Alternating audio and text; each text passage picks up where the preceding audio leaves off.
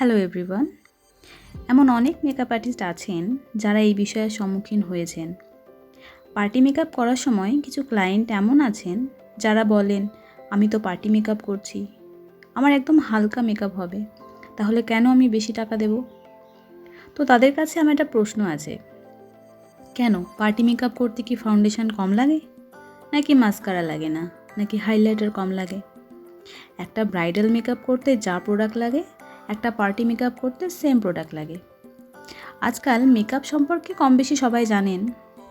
যারা এগুলো বলেন আমার এই কথাগুলো তাদের উদ্দেশ্যে।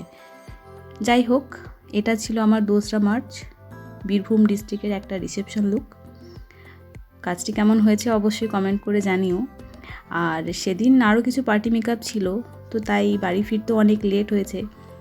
তো যাই হোক, কাজটি কেমন হয়েছে অবশ্যই কমেন্ট করে জানিও।